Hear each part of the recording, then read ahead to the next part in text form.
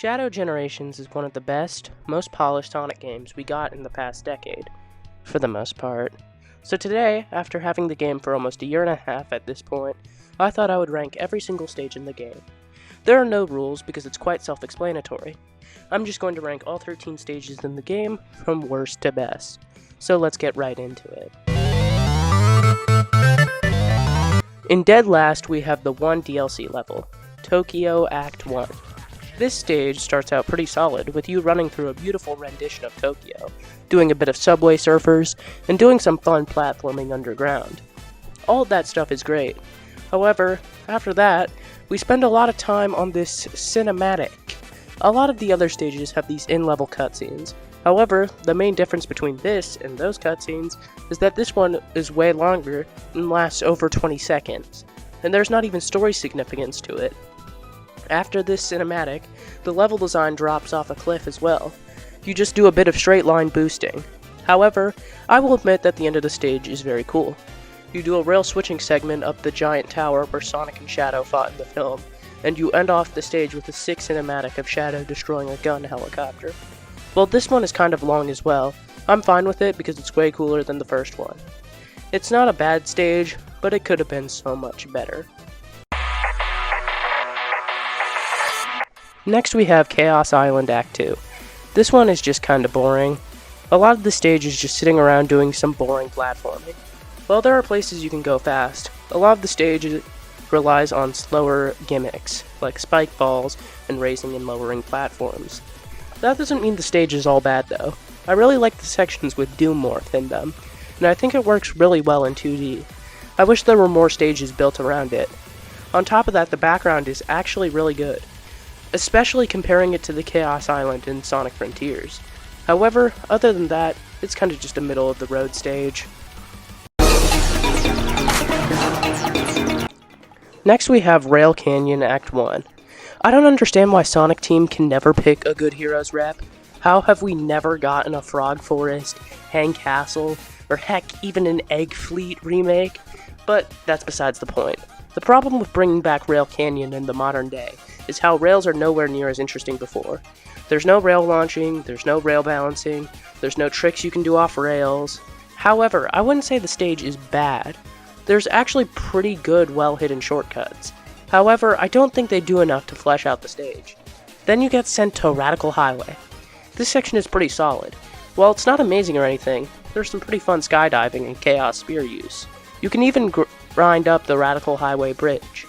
However, when you get spit back out, the stage is kinda just boring up until the end. While it's not an amazing stage, it's a really solid one. Next we have Rail Canyon Act 2. This is more of the same as Act 1, except it's better for two reasons. For one, the level design is much better all the way through. They actually do some interesting things with the rails, as well as including chaos control moments where you have to manage it. On top of that, if you don't hold the analog stick when you jump on the rails, you get more momentum in your jump, giving you a pretty solid flow state. Next we have Space Colony Arc Act 1. This stage is a really good opening level. It does an amazing job of easing you into the chaos control, while being an amazing homage to every single version of this level. You have the gravity panels from Crazy Gadget, the indoor sections from Eternal Engine, and the rails of Final Rush.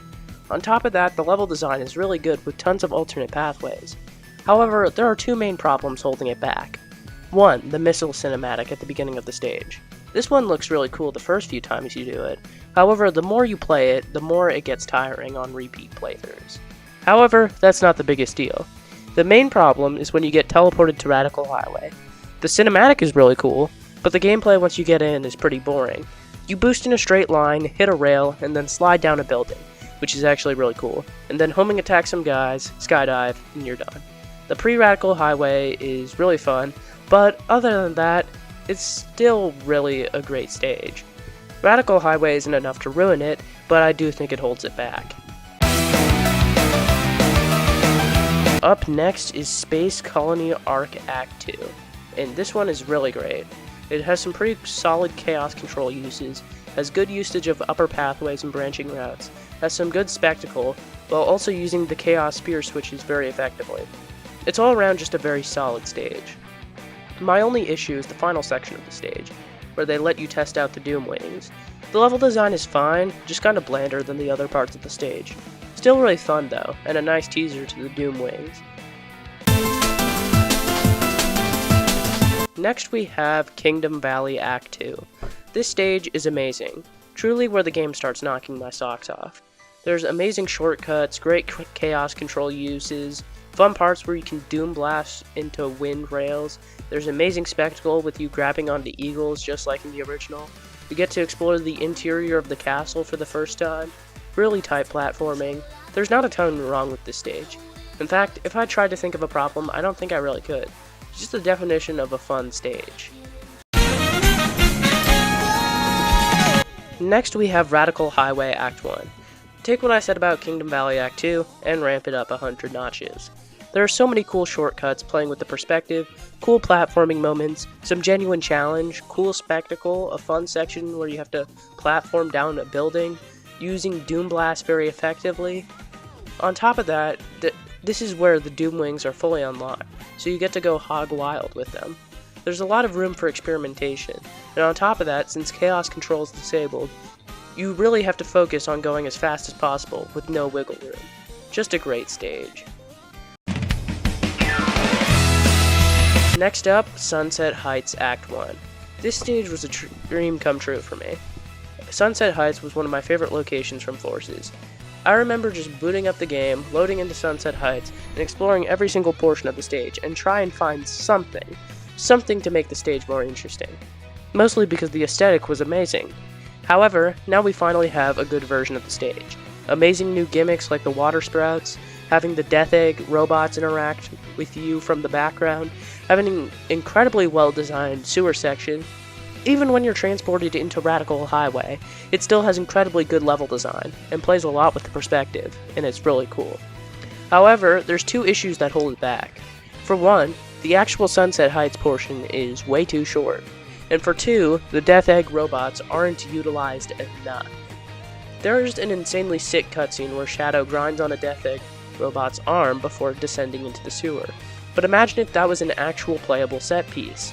Let's say you're running on the ground and you have two options. You can use the quick slide to dodge Death Egg robot fire and through their legs. Or you could chaos control up their arm as they smack it down at you, so you can rail launch up and platform from robot to robot before sending you into the sewer. That would be amazing. However, looking at what we actually got, it's still a really great stage, just not as good as it could be. Moving on to Sunset Heights Act 2, this is easily the best 2D act in the game. The aesthetic is really good with it having rain in the background. Rain is probably one of my favorite aesthetics in games, so that gets an artificial bump up. On top of that, the level design is peak, with it utilizing Doom Surf really well as the chain enemies, keeping the pace really high if you know how to speedrun it. On top of that, there's a good amount of spectacle thrown in there, making it very entertaining, as well as the Death Egg robots in the background, having a really good role as they'll destroy the stage from the background. Also helps that I am at the top of the leaderboards on the Switch 2 version of the game. Barely making the top 3 is Kingdom Valley Act 1. This is really great. First off, no Radical Highway segment, so that's good. On top of that, there's probably the most alternate paths of any stage, with it having some really cool and hidden secrets. The stage itself just feels like the embodiment of freedom. There's so many places to go, along with having really cool moments with you on the Doom Surf, chasing Black Arms creatures, riding wind rails, and smashing through glass. On top of all that, they even pay homage to the Mach Speed section, which is really cool. It's probably one of the best Sonic stages of all time. In second place, we have Chaos Island Act 1. This one is similar to Kingdom Valley, but instead of Doom Surf, we have Doom Morph, which is way more fun. Swinging, dashing, and zipping through patches of whatever the purple stuff is called is really fun. On top of that, there's some really cool level moments of platforming, and some good uses of chaos control in Doom Blast. However, what puts it over almost all of the other stages the amount of speedrun opportunities. While most of the other stages are fun to speedrun, Chaos Island has some of the best speedrun tech in the entirety of the game. Skipping over giant gaps and soaring over platforming sections is very rewarding once you figure out how to do it. And in first place, we have Radical Highway Act 2. This stage is easily one of the best designed stages in Sonic history. The level environment is beautiful, the shortcuts and alternate pathways are on point, the level can be challenging on a first playthrough, the speedrun aspect is amazing, the music is great, whether you're playing with glitches, casual, with Doom Wings, punching the wall, and breaking your controller, this stage has it all.